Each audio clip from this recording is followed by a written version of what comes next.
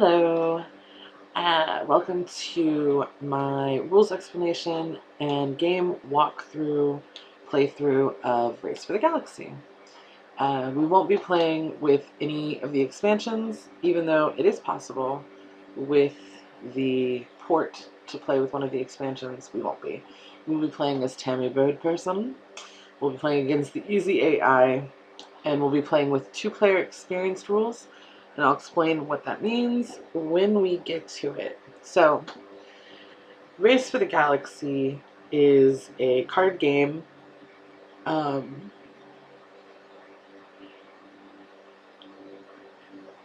is a pretty good mix of planets. It's a card game where we are trying to explore the most, I guess, in the galaxy. It's a fairly quick game. In person, it can be played in 15 to 20 minutes, as long as you're not explaining the game. The game does have a little bit of a learning curve due to its, I think, to be very clever iconography. But we're going to talk about all that. By the end of this video, you will know how to play Race for the Galaxy. I apologize. I yawn a lot in videos. I don't know what it is. I do know that it's hard for me to edit them out, so I apologize for them. Okay, so there are two ways for the game to end. Either one player has 12 cards in their tableau, which will be up here. Right now, our opponent only has one card. We only have one card. Or for these victory point chips to be depleted. And we'll talk about all of these things. So let's start with the anatomy of a card, and we'll start with our homeworld. Each player is given a homeworld, so we'll go ahead and take a little look at ours. Oh, ours is Old Earth. Fabulous. So, don't worry about these just yet. Go ahead and just look at this up here. Anytime you have a card that's got a circle, it's a planet. The number inside tells you what the cost is to settle the planet. So I would have to, if I had Old Earth in my hand and I wanted to settle it into my tableau, it would cost me 3 cards from my hand. This is an interesting part of Race for the Galaxy. The cards function not only as potential members of your tableau, but also as resources to pay to place cards into your tableau. So, this planet, it takes 3 to settle. It is a gray planet, which means down here for number 5, you'll see it doesn't produce anything. There's nothing. Old Earth is depleted. It's not producing anything, any kind of good. Now, here next to this, we have our victory point hexagon. So any number that is in a hexagon, that is how many points it's worth. So this card, based on this information up at the top, is worth 2 victory points at the end of the game. In fact, if we were to minimize this, you'll see that right now we have 2 victory points right here. This is our running total. Over the course of the game, we'll play several rounds. And during the round, we'll be playing cards, getting new cards, racing for the galaxy.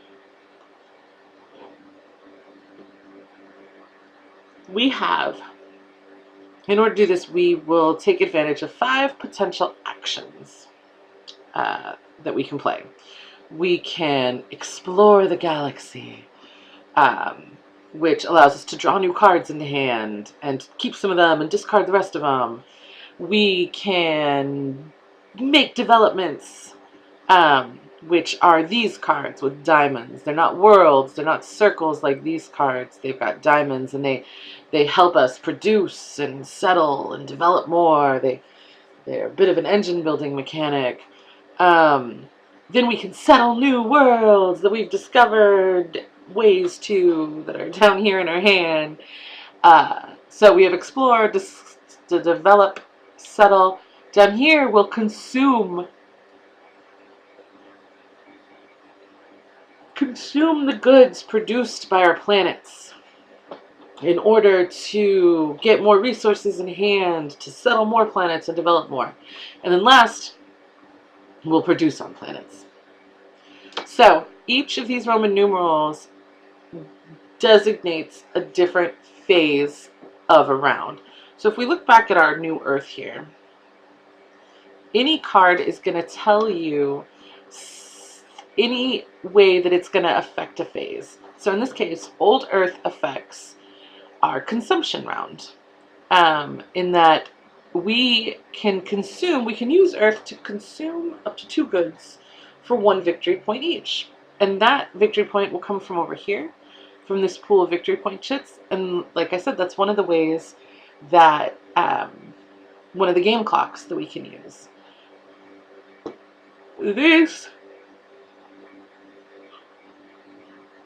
There are 2 things that we can use goods for from planets. We can consume them for victory points, or possibly for cards. We'll see that on this development over here. Or we can sell the good. So there are 4 types of goods, 4 types of planets that produce goods, good producing planets. Old Earth doesn't produce any planets, like we said, it's a gray planet. We have novelty goods. This is an example of a planet that produces a novelty good. It's blue. Novelty goods we can sell for 2 cards. If we sell a novelty good from this planet, right? If we trade a good from this planet, we get 3 extra cards. So goods from this planet are worth 5.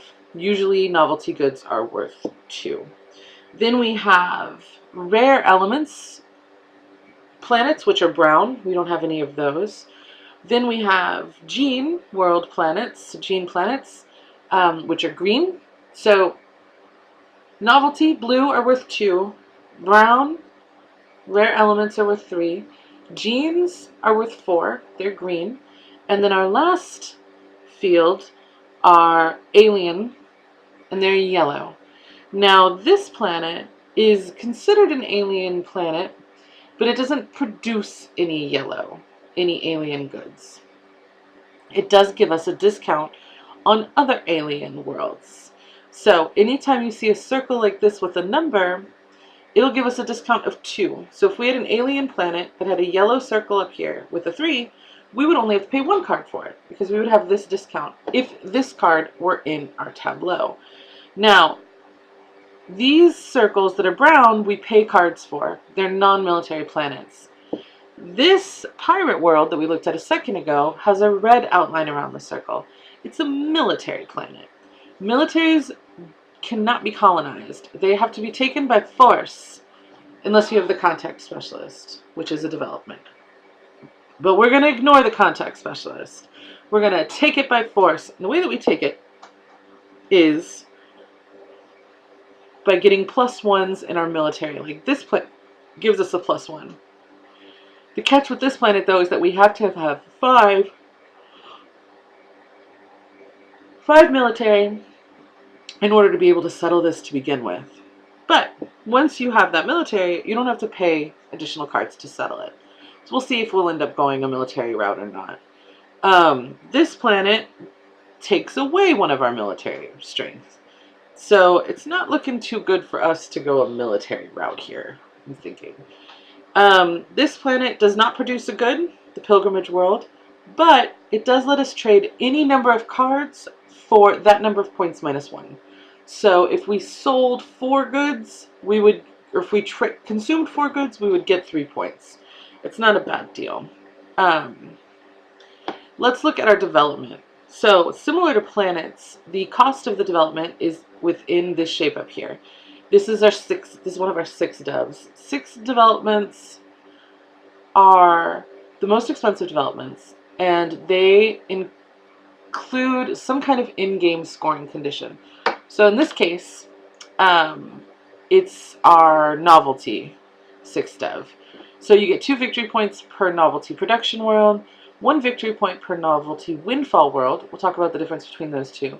2 victory points for one of the developments called consumer markets, and 2 for a planet called expanding colony. You'll see that it has special abilities during the consume phase and the produce phase. During the consume phase, you can consume 3 novelty goods, up to 3, for 1 victory chit and 1 card each. And during the production phase, you can produce on a windfall. We'll talk about that. So what is the difference between just a regular production world and a windfall world? We do not have a regular production world. All of our worlds are windfall worlds. If this circle were filled with green instead of white, it would be a regular production world. But it has a halo, which means it's a windfall world. The difference is, a windfall world, as soon as you settle it into your tableau, boom, it gets a good of that type on top of it. Yay! You land on the planet, and look, there's all this gene knowledge, right? All these gene goods that you can sell, and you're great. But anytime you take this, or anytime production is triggered, this planet isn't guaranteed to produce. If it had green inside instead of white, if it was a regular production world, anytime production was triggered, it would get a new good. Boom, it would get a new good. It would get a new good. It would get a new good. Windfall planets are special. They don't get it anytime. So, when you're playing 2-player experienced rules, at the beginning of each turn, each player will choose 2 of these phases that they want to trigger during the round. No matter who chooses the phase, it will trigger for both players. So if they decide to trigger the first and second phases, and I decide the third and fourth, we both would get to explore, we both would get to develop, we both would get to settle, we both would get to trade. But since they chose explore, they would get a special bonus. Since they chose develop, they would get a special bonus, and I would get a special bonus for these. So let's briefly talk about what the bonuses are, and you'll see them when we start the game. You know, let's wait till we actually have a visual thing for them. So at the beginning of the game, you're given a start world, and you're dealt a hand of 6, which you will choose 2 of those cards to discard. Like I said, I don't think I'm going to go a military route. So I'm going to discard this military planet and this military planet. And then we'll click OK. Alright, so since we get to choose 2, it's possible we might choose the same phase twice, which is why we have all of these options over here. So the first phase, explore. When you explore, you get to draw 2 cards and keep 1. There are 2 different benefits that you can choose if you initiate, if you trigger the explore phase. The first is you get to draw 5 extra cards. So you're drawing 7 cards and choosing 1. That's cool if you're looking for a specific thing. The other one is you get to draw and keep an extra card. So you get to draw 3 and keep 2 instead of drawing 2 and keeping 1. The develop, if you trigger the develop action, you'll get a discount of 1 to the cost of the development. So if I chose develop, it would only cost me 5 cards to play this instead of 6. I'm not going to do that because I don't have enough cards to play it. Settle.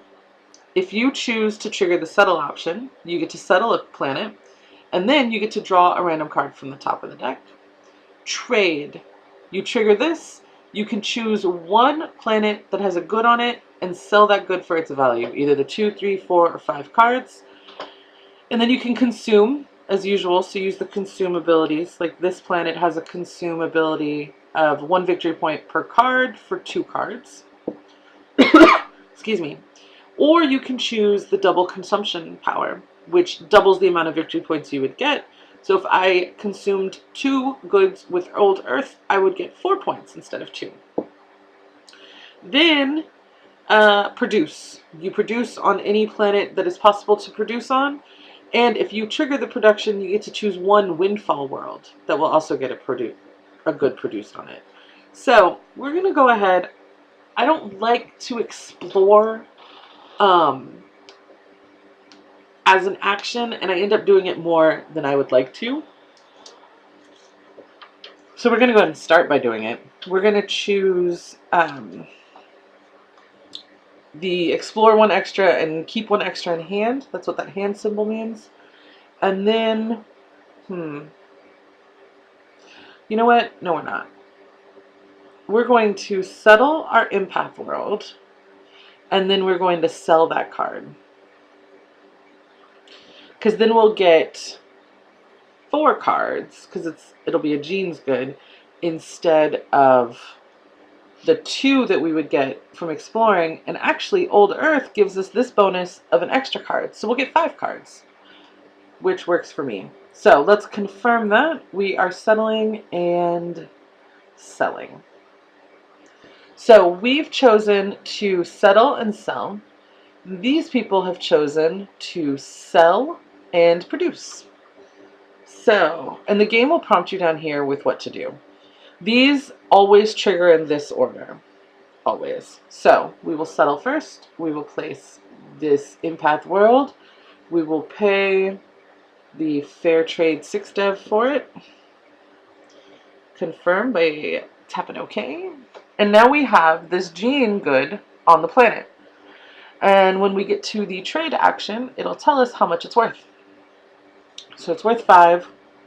So 5 cards. So we'll sell it. We get our 5 cards. Did we get anything of interest? Kind of. Okay, let's take a look at what our new cards are. We got this little planet, which is a military planet. You can tell from its red outline. But it's blue inside, so it will always produce. And that's denoted down here as well. It'll always produce a blue card on this good. It'll always produce a good on that planet. Alpha Centauri will give us a discount on settling rare elements worlds. This guy is a military Gene windfall planet. Not likely we'll be doing that guy. Let's see. What's our next one? Blaster Gem Mines. So this is a rare windfall, and it'll give us a military. Again, I'm not too worried about military. We still have our Rosetta Stone world. And we have this Lost Alien Battle Fleet. So this will produce a yellow card whenever production is triggered. It'll give us 3 to our military, but we have to have 6 to begin with in our military. Yipes. And then Expedition Force allows us to draw an extra card during during Explore, whenever Explore is triggered. And we get an extra military. So my concern right now, our military is at -1 because of the empath world. So I don't see this being likely to happen, or this. I don't hate trying to get these guys out though. I'm not against focusing a bit on alien technology, because alien technology pays out. So what we're going to do this time is we're going to settle this guy in the hopes that we can get some more alien planet goods, and then we'll produce so we can get a new good on this windfall. So we're going to choose settle and produce. We'll confirm. And they chose trade again. And this time they chose the double trade option because they have these 2 goods. So they will sell those for points. So we'll play this guy, and we will use these military planets to settle it. We'll pay 3 for it. We'll get a card because we triggered the settling. And then we'll produce on our windfall. And now we're set. Now that we have that windfall, I want to sell it. So that'll be one of my options. And this is our new card that we got. It lets us discard 2 cards from our hand to gain 1 victory point apiece. So that's not the worst thing in the world. It could help us mill through our hand a little bit, because you'll see here, it'll tell you how many cards you have. You have a card limit of 10. You can have a hand of 10 cards. At the end of the round, you'll check your hand. If you have more than 10, you'll discard down to 10. So we'll go ahead and develop 2. We'll get that deficit spending out. So we're going to develop, trade, and then produce again. But I'm not producing anything. So developing, I'm going to put this development out, and I'm going to pay for it with the Expedition Force. And then I'm going to sell this for 5 cards. Okay. And I can use this power now. And I will sell. Okay. We'll tap on it, and we'll sell that card and that card for points. So you see this stack is getting depleted. Remember, if it gets down to 0, the turn that it gets down to 0 is the last turn of the game.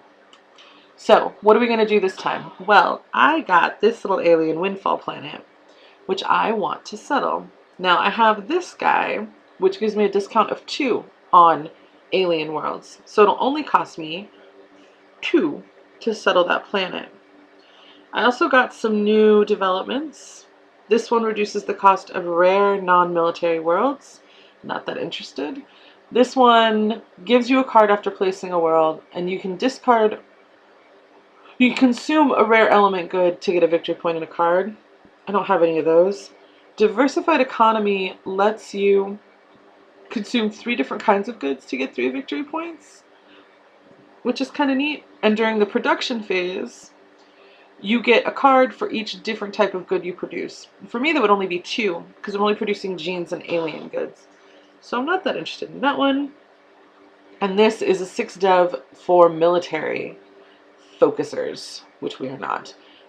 It gives you 4 military to use towards specifically rebel military worlds. One of our planets was a rebel military world earlier. And at the end of the game, you'll get 2 victory points per rebel and 1 victory point per military world. That's great. This card would be great if we were focusing on military. But as you can see, as of right now, we would get 0 points. So we are not interested in that guy. So we're going to go ahead and settle and then sell. Because we're going to settle that alien planet. And we're going to use that military guy and maybe not diversified economy.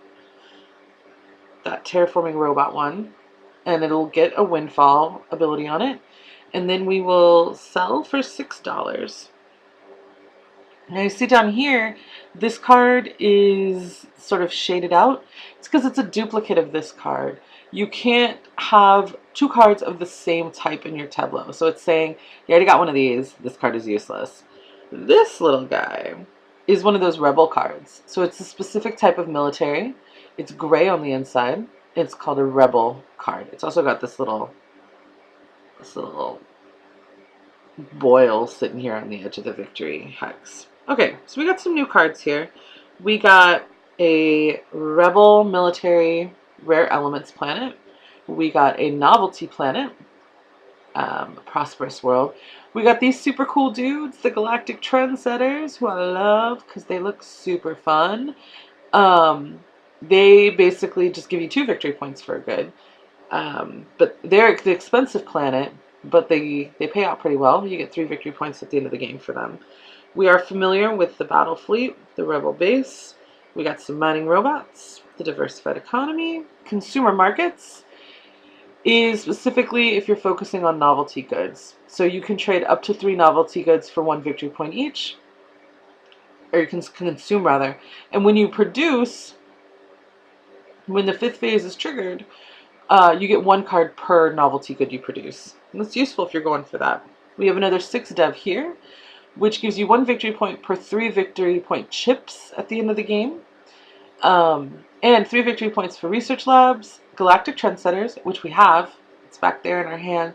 And for artist colony, which I think we saw earlier. Now, it also will give you a benefit during the exploration phase in that you're basically duplicating what you're able to do. You're adding 2 more cards that you can see and keeping 1 additional, which is pretty fun. But we don't want to do that. So, what do we want to do?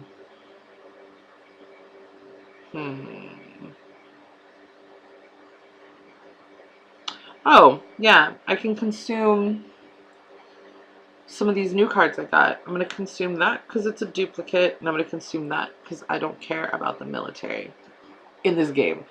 That's a very terrible thing to say. Like, we're not going to get political in this, let's just say that much. So, I now have produced a good here. So I'm going to go ahead and sell it. That's going to be one of my actions. And my second action, I want to... You know what? I kind of feel like I could get galactic trendsetters out. So I'm going to... I don't know. I'm not going to have that many victory point chips. See, this guy here already has 12 victory point chips. And I only have 4. I'm still going to try to get that guy. Alright, I'm going to develop 2. Let's do this. So I'm going to get my 6 dev out. We're going to sell that guy, that guy, that guy, that guy, and that guy. And then we'll see what they develop. A military option. And then we'll sell this for 6 cards. Cool. What did we get? So we got Expanding Colony, Novelty Worlds. Just to practice reading the icons here, you can consume any type of good for a victory point. And this allows you to produce on a Novelty Windfall World without having chosen production to trigger production. This is a alien military card. Alien Military Windfall. We know Galactic Trendsetters. We know the Lost Alien Battlefleet. We now have a Deserted Alien Library. Super fun. Drop ships. Oh my god, I'm gonna sneeze. This adds 3 to your military. Okay. Replicant Robots reduces the cost of non-military worlds by 2. It's very useful.